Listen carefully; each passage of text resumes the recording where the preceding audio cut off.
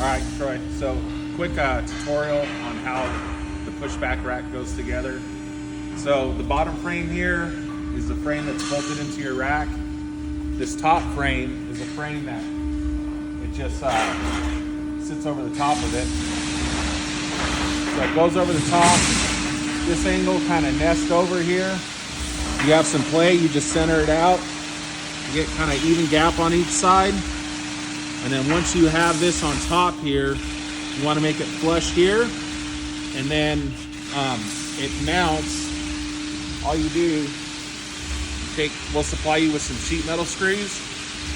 And then you can see there's mounting holes right here. So you just screw that right into the existing frame that's installed into your rack. And we have all four corners, and I think in the center. Wherever you see holes there, you'll have enough sheet metal screws we'll supply you with to be able to mount this frame to the existing frame. Now, once that's mounted on there, we'll look at the trolley here.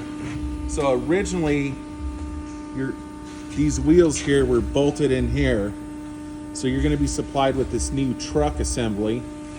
So the wheel that's normally bolted in here, you just take it out, you remount it into here.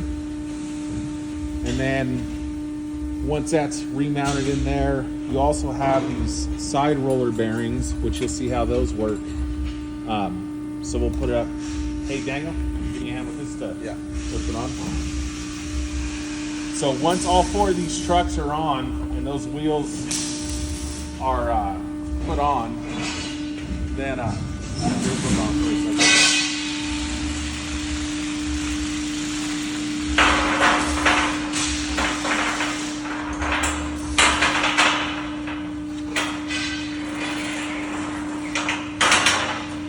so this just sets on here.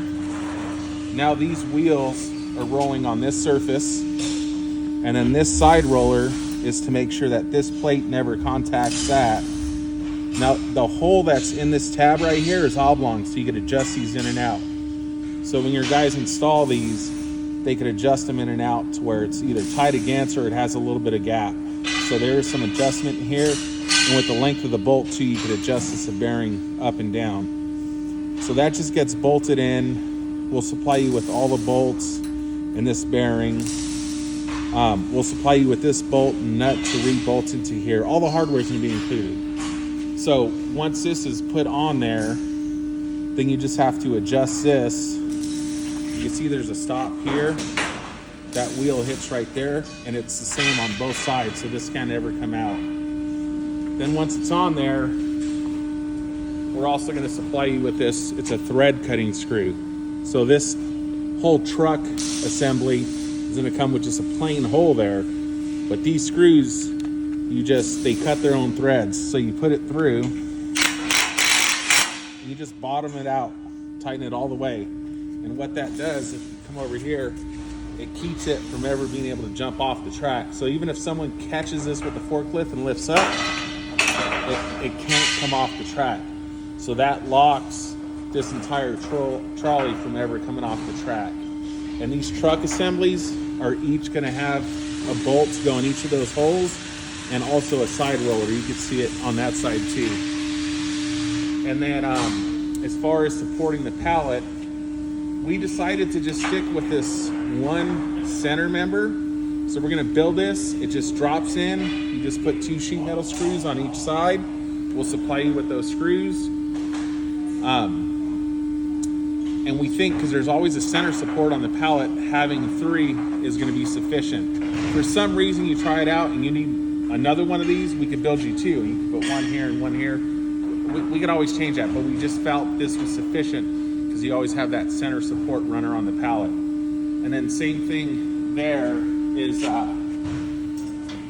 this is the front section of your frame. And